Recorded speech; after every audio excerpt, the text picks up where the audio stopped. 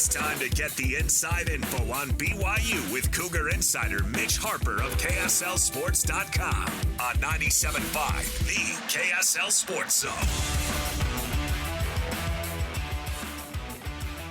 Speaking of air guitar, that's a rockin' intro for our next guest, our BYU Cougars insider for KSL Sports. You hear him on the show all the time. Mitch Harper joins us live. Mitch, how are you? Doing good. BYU had a stepbrothers moment yesterday. They're going 3 season-ending injuries. Oh. Richie Saunders goes down, and then we're down 36 against UCF. What the heck just happened? Oh. So we're not going on the boat? Anyway, but yeah, BYU in a world of hurt right now. Catalina wine mixer. It's just your face, you know. Is there anything I could do about that? There's so many one-liners. It's great. Oh, man. Is he saying UCF or is he saying POW? Like, what is that? Oh, man. I think BYU's happy we're making jokes because there was nothing funny about what happened last night, Mitch. I want to drive a Range Rover, bro. We need you to help BYU Nation understand what the heck happened last night. What was that? Lack of effort, disinterested team. One of the worst efforts I think I've ever seen from BYU in the last 30 years. Wow. At the Marriott Center. That was an embarrassing performance from BYU. It's one thing to have a team be hot from 3. You know, that happens. But UCF was wide open, and BYU was not closing out. And it almost just it came off that BYU thought they had arrived by beating Iowa State, and they were going to waltz into the Marriott Center with a UCF was late lay night down. blackout game and think that they were just going to cruise to a comfortable victory against UCF. UCF had other plans. They got up by 10 before BYU could really blink, and the way they went. And it was not only the 3-point shooting, it was the physicality from UCF too, because I thought, okay, maybe there's a chance in the second half BYU makes a run. We've seen that from this team. First 3 possessions, slam dunks from UCF, and they sent a message that they're the more physical team. And so BYU, I thought that was a poor performance effort-wise, and I think it was justified that some pockets of Cougar fans, it wasn't the whole arena, but there were pockets of Cougar fans booing that team last night. I thought it was deserved. Yeah, man. I as I said, man, I've been there as far as those performances, and sometimes you just have a leg. But one thing you cannot have as far as a narrative of what's happened is a lack of effort. Right. There's a different thing when things aren't falling and it's just not going your way. There's just frustration. There's games like that. But effort is the last thing anybody should ever say about your team, because that's nothing that you have to coach. That's nothing that you should be able. But effort on the defensive end, as I said, those closeouts were abysmal and terrible last night, and you can't do that. And this late in the season, this is when good basketball really happens.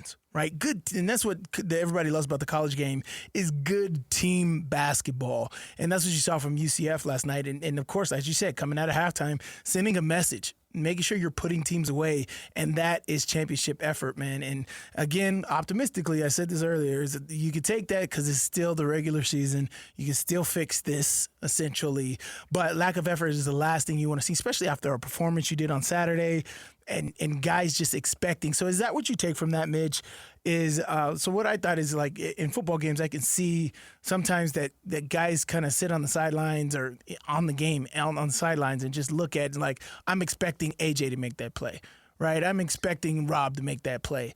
Did you see that? Was there a lot of other guys should be making plays instead of me, and that's what you got from the lack of effort?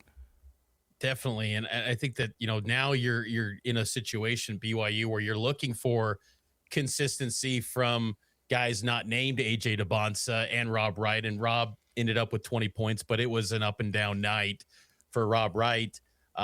These guys haven't consistently done it every single night. And if you're UCF, you love the fact that Kennard Davis and Alexei Kostic fired off 23 field goal attempts. You'll live with that any day of the week, because that takes away opportunities from AJ DeBonsa to get buckets and be as efficient as he was. He got AJ, he ended up with 29 points, 12 of which, though, were in the last 3 minutes and 15 seconds. So he was, kind of neutralized a little bit by UCF. I thought the length of UCF really had an impact on AJ, and teams play him physical like anyone does in the Big 12. They really sold out, and UCF just kept building momentum throughout that game. And again, it was, it's one thing to lose at home, and BYU has been really good in that building, and they've taken losses at times, and some of which have been blowouts, but you don't typically see BYU get hammered by an unranked team. When they fall to someone, I think back to a couple years ago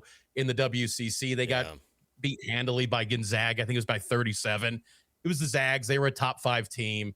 But BYU was the double-digit favorite in this one, and to be down 36, I know the final score shows 13 points. That was not the story. 36, and BYU just, that doesn't happen very often. I mean, you got to go back to like the 1 in 25 season to really find that type of performance. And I think the crazy thing about this team is that they've shown you glimpses that they can go toe to toe, even without Richie, against some of the best teams in the country. But then they can also lose a game like this against a UCF team that didn't have their best player in Riley Kugel. I mean, that gets kind of overlooked a little bit. They were without their top guy. He didn't even suit up, and BYU still lost this game the way that they did. So that's a very volatile team in the NCAA tournament, and that is not a squad that gives you confidence they're going to get to the Sweet 16, heck, maybe even the round of 32. Yeah. And that's a conversation I don't think anyone thought we'd be having about this BYU team. Yeah, it even feels awkward right now, Mitch, to even talk about the NCAA tournament with this team right now, because the way they are currently performing, at least in this game, and we've seen the moments. I mean, Oklahoma State obviously was a bad loss. There's been some inconsistencies, but it's just really tough to think that far ahead when the team struggled like this at home. Kevin Young, though, he coached the NBA and in the G League. There's some nights where you just don't have it, like Sly's saying. What did he say after the game? What was his approach after the game? Because I wasn't there. I want to know what the vibe was, because if I played in a game like that, the feeling coming out of the game in the post-game press conference and in the locker room would be pretty dark. What was the vibe coming out of there, and what did Kevin Young say? You summed it up pretty well. I mean, it was pretty dark, and Kevin Young, he pointed to that he's going to have to break down the film and the defense, but he acknowledged that the effort was not there, and he wanted that to level up going forward, because, as he put it, he was stunned by that effort, and the defense was poor. And Kevin Young, that's going to be a big question for his program. He's every single year he's going to field teams that are great offenses. BYU is going to score with the best of them. But defensively, the last season and this year, and this year I think was better in non-conference play, even against the teams like UConn. I know early on in that game they got down big without 2 starters, but still were playing pretty well defensively. But it's went sideways completely, and you could chalk that up to injury, sure, but defense is going to be an area where BYU has to get better as a program. Whatever happens, with this year's team and the end result for this group, defensively, BYU has to get better. That's just, last year we saw BYU give up 113 in the Sweet 16. Career nights seem to be happening a lot against BYU, whether it's Bama, it's UCF last night. Baylor had a huge performance a couple weeks ago, even in a BYU win. Oklahoma State went off. It's happening way too often. We saw signs of this even early in the year when BYU was playing teams like Delaware, where you're getting down big. You're seeing this hot shooting from a team you're not expecting. That's got to be something that's addressed in the offseason. I don't think you can suddenly fix it this year. I do think that BYU could maybe take an approach of, hey, just lean into the offense and maybe go small ball, as they did in the second half against UCF, where you saw AJ DeBonsa playing a lot of the 5.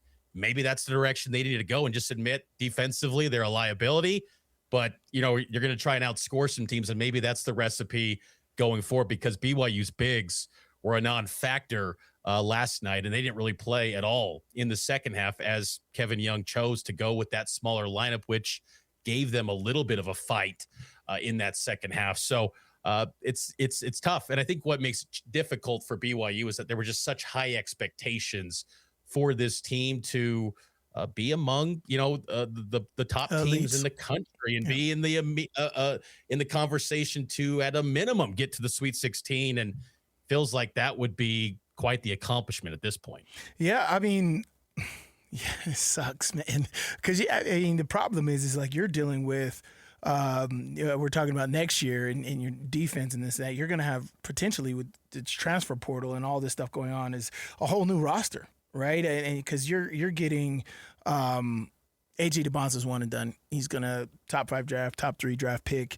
Richie Saunders, we don't know if he can get a medical. Could he get a medical redshirt for this year? Probably done. If he's done, and so you're getting a lot of your guys. Is Rob going to be here next year? I know he's a sophomore, but is he going to dip and hit the transfer portal? So you got a lot of things to adjust with the new landscape of NCAA. But is this fixable? Did Kevin Young give in the post game any type of feeling that this was a one night thing, that this is something that they can coach and get better before Saturday? I do believe that they do think this can get fixed, because the next 2 teams that they face, even though they're on the road, and BYU's shown an ability to give up big performances on the road, Kevin Young finds answers and they typically respond quickly. But this is a team right now that's 4-7 over their last 11 games. And a lot of that was with Richie Saunders as well. So this is not suddenly, I think it just kind of came to a head last night with how jarring it was to see BYU down that way and the performance. And again, too, you factor in all the side pieces to it where it's a 9 p.m. local game, 11 p.m. Eastern for UCF body clock wise. You thought UCF might mail it in and say they already got their split on the road trip. They're just trying to stay healthy and get out of this one. They get the sweep and really should have punched their ticket, I would think, as an at-large bid in the NCAA tournament. It was just a disaster of a game for BYU. And I think what's going to have to be important, I thought something that was telling from KY is acknowledge that the absence of Richie Saunders, just being that presence in the locker room, is something they're really missing right now as far as that heart and soul, because AJ is the leader and he's embraced that, but there's no one else besides AJ right now that's really trying to carry this team as a leader without Richie on that floor. And who can step up and be that? You would assume that's Rob Wright, but he's never really been that guy in his basketball career. He played on a high school team that featured Cooper Flagg and Derek Queen. He was the 4th or 5th guy. And at BYU this year, he was the 2nd or 3rd guy. So, can Rob Wright elevate his, leadership qualities too? Because you bring it up when you look ahead, Rob Wright's going to be someone that BYU obviously wants to retain and make him a top priority for this program, because I wouldn't assume that he's probably a first-round guy this year if he was to go and declare for the NBA draft, and he's got 2 years of eligibility remaining. KY can get this fixed. I think he's still learning the college game a little bit, and there's been some adjustments there. And I think, we've seen the ability defensively from BYU against Houston, where they battled against Houston in a lot of that game. So they've shown signs this season where they can be tough defensively. I just kind of come away from that game against UCF and just think that they just think they had arrived because they beat Iowa State, and suddenly that was going to take care of the rest of the season. And that just wasn't the case in the Big 12, where you give shooters wide open looks. They're going to knock them down pretty consistently at this league. I'm very curious to see how they respond Saturday at West Virginia in a tough environment and a team that's fighting and clawing scratch and trying to get back in the conversation for the tournament. So we'll see how they respond. But I think BYU fans need a diversion right now. They need football. Spring football starts on Friday. I know, Mitch, you're all over it. What are some of the storylines that are top of mind as BYU gets back out on the field to practice this week? Big storyline, I think, is going to be at wide receiver. And, with the departure of Parker Kingston getting dismissed and Chase Roberts, and, with Parker Kingston, he was back in court today. I saw that, and he's going through his deal, the allegations with him, and that's just, again, surreal. Earlier this month, he's at the Marriott Center with his fiance, and now he's in courtrooms. I mean, it was a wild turn of events, but now they got to find answers to replace him, and then Chase Roberts, who's going through the combine this week and going to go through on-field workouts. I think there's options there at that receiver unit, but no one is a clear, pecking order. Like if you said JoJo Phillips, wide receiver 1, I don't think you anoint him. Like he's got to go earn it. If you're Fesi Satake, you create the opportunity for anyone in that room to go claim a job. And I think that creates opportunity for a young freshman like a Jaron Pula to step in and maybe be an impact guy right away, potentially for BYU. Cody Hagan as well. Tiger Bachmeier returns. He didn't really have much of an impact last season, but he's heading into his second year in the program. And I think also to kind of see big stories like what is the defense going to look like? I know there's been a lot of talk about the foundation that Kelly Poppinga inherits with this defense and the odd front they typically run, but what wrinkles does K-Pop throw into this defense? They probably won't show too much in media observation windows if we get those in spring ball, but what tweaks and what new wrinkles do we see? I think that's something I'm kind of curious to watch, because I think defensively this team could be better. I think personnel-wise they are this season, and that's, pretty bold to say considering you lose Jack Kelly, you lose some key guys, but I think the secondary is going to be better this season for BYU. And I think, Kedu Luave coming in from Cal is a big-time addition at that inside linebacker spot. Could do a lot of different things for BYU as they replace Jack Kelly, who's, like a will linebacker, edge rusher type of guy. So those are two of the top stories, I think, going into spring ball that I'm really going to be tracking. And then also Bear Bachmeier, just his growth as well. I think that's going to be something that will be interesting to see. But, I think with him, we might not see as much. Hopefully we get to see more maybe behind him, because they don't really have a clear number 2 behind Bear Bachmeier, and that's an important position as well. So there's no shortage of storylines for BYU in spring ball in a year where they're going to have really high expectations for this group. Yeah, man, I'm more focused on the defensive side of the ball, right? I know we talked about Jack Kelly leaving and some of the moves they had there, but there's a lot of guys stayed. Faletau Satuala stayed. That was kind of a thing that people thought that he might leave, but Jay Hill leaving is more. So my question kind of goes to is Kelly Poppinga ready for all of this stuff, and what are we getting out of that? And I know Kelly Poppinga has some coaching experience, but I think it's just deafening difference from when Jay Hill wasn't there to when Jay Hill was there, and now Jay Hill's leaving, right? And that type of pressure that could potentially be lying upon Kelly Poppinga. Is he ready for all of that? What have you heard from, essentially him on taking on this role after a successful Jay Hill? He's had nearly two decades of coaching experience, and he can kind of pull from the Bronco Mendenhall era, Jay Hill, Kalani Sitake, a lot of different defensive minds he's worked with during his coaching career. And, Kalani Sitake wanted to get Kelly Poppinga. And so, there was thoughts maybe Gerald Guilford could factor into that conversation as well, but he goes to Michigan. K-Pop's been a really good recruiter too. So I think he's ready for this. I think what helps though, Sly, is that having Gary Anderson as a senior analyst, I think that's key, that they retained him and he didn't go to Ann Arbor, because even, Gary Anderson has said on these airwaves that he wants to mentor younger coaches and help them progress. And he believes that BYU's got a great foundation defensively and a defensive identity. And I think that helps the cause too, where, Gary Anderson's in a little bit of a low stress position. He's not having to talk to us in the media. He's just in an analyst role, doesn't have to go out recruit, just focuses on ball and can work alongside Kelly Poppinga. And you've also got some, coaches in that defensive staff now with, coordinator experience. DeMario Warren's been a coordinator.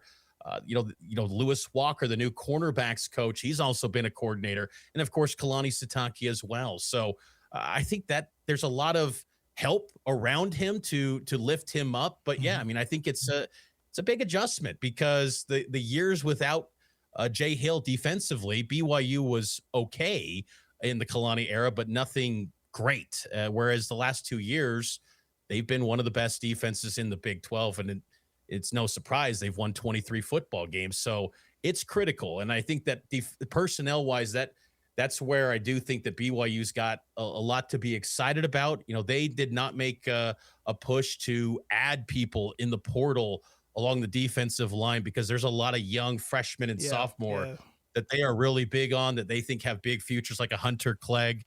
Adney Reed comes back from a mission. Devoe Tuataga is going to be a spring guy. He won't be part of spring ball. He'll be down the road, but there's some promising players that are young they feel will be, kind of the faces of the defense in the Kelly Papinga defensive coordinator era. So a lot of optimism for BYU's defense, but like you, I'm really curious to see how he handles calling it. And Kalani said that it's going to be a collaborative deal still with K-Pop leading the way. That's the latest on BYU football and BYU hoops. Mitch Harper, nobody covers BYU better. Did we just become best friends? Yep. Oh, my gosh, yeah. Mitch, thanks so much. Appreciate you as always. Have a good one. Take care, guys. See ya.